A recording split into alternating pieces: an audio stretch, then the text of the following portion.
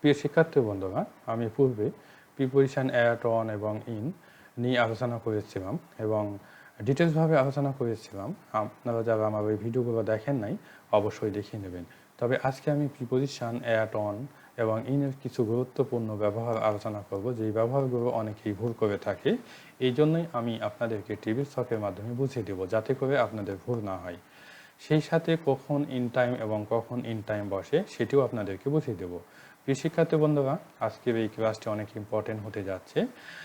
আপনারা অবশ্যই মনোযোগ সহকারে প্রথম থেকে শেষ পর্যন্ত দেখবেন, যাতে করে আপনাদের মধ্যে অ্যাট, অন এবং ইনের ব্যবহার নিয়ে আর কোনো সমস্যা না থাকে এবং কখন অন টাইম এবং কখন ইন টাইম বসে এটি নিয়েও কোনো সমস্যা না হয়। তো দেখেন, প্রথমেই আমি অ্যাট আলোচনা করব। তো 24 ঘন্টার মধ্যে কোনো কাজ হবে অ্যাট বসে, অর্থাৎ 24 ঘন্টার মধ্যে হতে হবে এবং সংক্ষিপ্ত সময় হতে হবে, তবেই প্রিপোজিশন অ্যাট বলবে। তো দেখেন, এখানে আমি এক্সাম্পল দিয়েছি অ্যাট 7:25 AM, অর্থাৎ সকাল 7:25।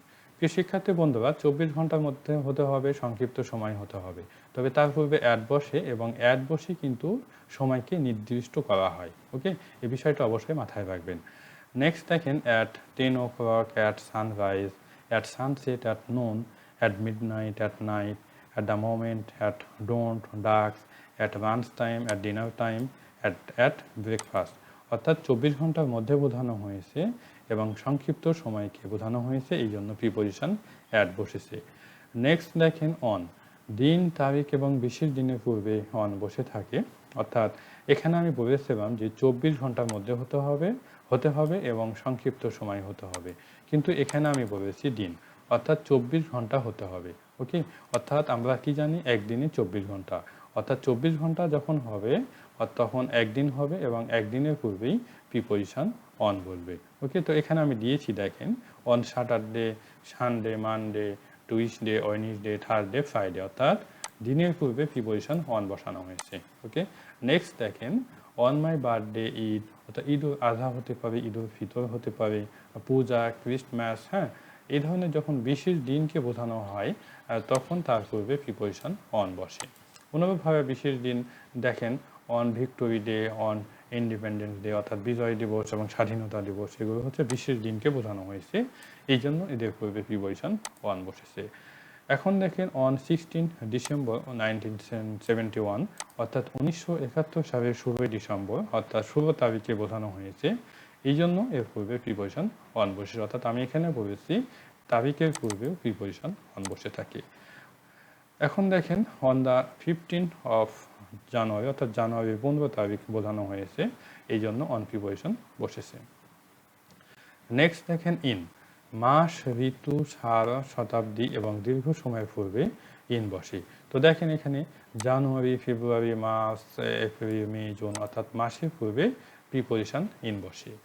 নেক্সট দেখেন আমি বলেছি ঋতুর পূর্বে প্রিপোজিশন ইন বসে থাকে, 6টা ঋতু, অর্থাৎ 6টা ঋতুর পূর্বেই ইন বসে থাকে, কিন্তু আমি এখানে 2টি ঋতু দিয়েছি, উইন্টার, সামার, দেখেন এদের পূর্বে প্রিপোজিশন ইন বসেছে। তারপর আমি বলেছি সালের পূর্বে প্রিপোজিশন ইন বসে থাকে, অর্থাৎ 1971 সালের পূর্বে প্রিপোজিশন ইন বসেছে। In the present, in the past, in the future, অর্থাৎ the present, the past, the future যখন থাকবে তখন তার পূর্বে প্রিপোজিশন ইন হবে। In the morning, afternoon, evening, অর্থাৎ মর্নিং, আফটারনুন এবং ইভিনিংয়ের আগে যখন আর্টিকেল দা থাকবে তখন আপনারা অবশ্যই ইন প্রিপোজিশন বসাবেন। ওকে, নেক্সট দেখেন the next week, the next month, the next year, the next century, হ্যাঁ, এরকম যখন থাকবে তখন আপনারা অবশ্যই ইন প্রিপোজিশন বসাবেন, অর্থাৎ next week, next month, next year এবং নেক্সট সেঞ্চুরি এর পূর্বে দা থাকতে হবে এবং তখনই তার পূর্বে ইন প্রিপোজিশন বলবে। ওকে, নেক্সট দেখেন এখন আমি আপনাদেরকে এই অ্যাট, অন এবং ইন এর ব্যবহার উদাহরণের মাধ্যমে বুঝিয়ে দেবো, অর্থাৎ সেন্টেন্স আকারে বুঝিয়ে দেবো।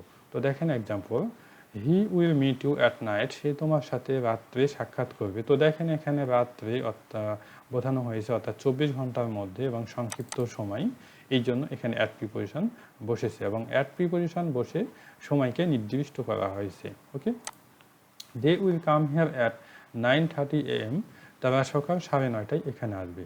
তো দেখেন এখানে হচ্ছে 24 ঘন্টার মধ্যেই বোঝানো হয়েছে, অর্থাৎ সংক্ষিপ্ত সময়, এবং এই সংক্ষিপ্ত সময়ের পূর্বে অ্যাট প্রিপোজিশন বসে সময়কে নির্দিষ্ট করা হয়েছে।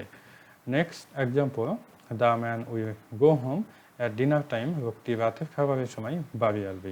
তো দেখেন ডিনার টাইম অর্থাৎ সংক্ষিপ্ত সময় বা 24 ঘন্টার মধ্যে বোঝানো হয়েছে, এই জন্য এখানে অ্যাট প্রিপোজিশন বসেছে। এখন দেখেন on, he will start the work on Sunday, সে রবিবার কাজটি করবে, অর্থাৎ দিনের পূর্বে অন প্রিপোজিশন বসেছে। I invited my friends on my birthday, আমি আমার জন্মদিনে আমার বন্ধুদের নিমন্ত্রণ করেছিলাম। তো মাই বার্থডে এটা হচ্ছে বিশেষ দিন, এই জন্য এর পূর্বে অন প্রিপোজিশন বসেছে। অনুরূপভাবে দেখেন Bangladesh became independence on 16 December 1971, অর্থাৎ বাংলাদেশ 1971 সালের 16 ডিসেম্বর স্বাধীন হয়েছিল। তো দেখেন এখানে 16 ডিসেম্বর অর্থাৎ তারিখ বোঝানো হয়েছে, এই জন্য এর পূর্বে প্রিপোজিশন অন বসেছে। নেক্সট দেখেন in, he will meet me in May, সে মে মাসে আমার সাথে সাক্ষাৎ করবে, অর্থাৎ মে মাস অর্থাৎ মাসের পূর্বে ইন বসে, আমি আগেই বলেছি। তো মাসের পূর্বে এখানে ইন বসেছে। হি ওয়াজ বোর্ন ইন 1987, অর্থাৎ সালকে বোঝানো হয়েছে, এই জন্য এখানে ইন বসেছে। Raju will help you in the future, Raju ভবিষ্যতে তোমাকে সাহায্য করবে, যেটি আমি আগে বুঝিয়ে দিয়েছি। এই যে দেখেন the present, the past, the future, এর পূর্বে প্রিপোজিশন ইন বসে। ওকে, নেক্সট দেখেন I walk regularly in the morning, আমি সকালে নিয়মিত হাঁটি, অর্থাৎ মর্নিং, ইভিনিং, আফটারনুন এর পূর্বে যদি আর্টিকেল দা থাকে তবে আপনাদেরকে ইন প্রিপোজিশন বসাতে হবে। এখন দেখেন on time or in time, অর্থাৎ কখন অন টাইম এবং কখন ইন টাইম হয় এটি আপনাদেরকে বুঝিয়ে দেব, এবং এটি নির্ভর করে আপনি কখন কাজটি করবেন বা আপনার কাজটি কখন করা হবে।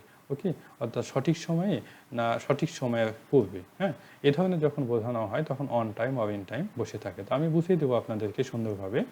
তো দেখেন এখানে আমি প্রথমেই দিয়েছি অন টাইমের ব্যবহার, যথাসময় অথবা সঠিক সময়ে কোনো কাজ করতে অন টাইম বসে থাকে, অর্থাৎ এটি দিয়ে বোঝানো হয়েছে হয়তো আপনি বিকাল 3টায় কোনো কাজ করবেন।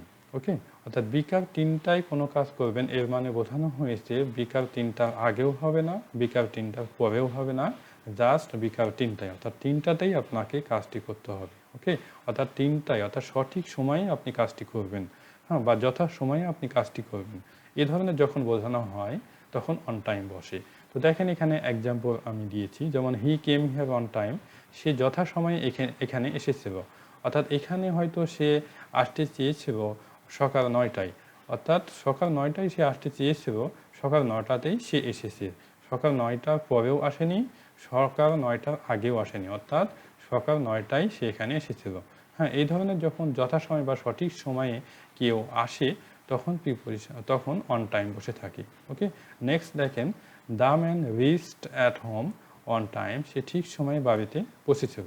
তো দেখেন অন টাইম অর্থাৎ সঠিক সময়ে, অর্থাৎ বিকাল 3টায় যদি সে বাড়িতে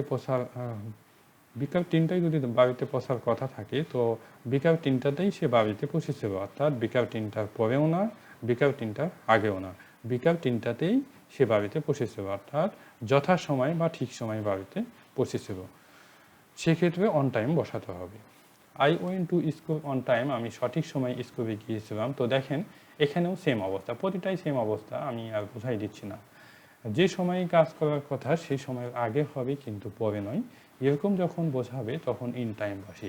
তো প্রিয় শিক্ষার্থী বন্ধুরা দেখেন অন টাইমের ক্ষেত্রে সকাল 9টায় যদি কোনো কাজ করার কথা থাকে সকাল 9টাতেই কাজ করতে হবে, সকাল 9টার আগেও না পরেও না। কিন্তু এখানে দেখেন ইন টাইমের ক্ষেত্রে সকাল 9টায় যদি কোনো কাজ করার কথা থাকে তবে সকাল 9টার পরেও কাজ করবে না, সকাল 9টাতেও সে কাজ করবে না, সকাল 9টার কিছু পূর্বে কাজটি করবে।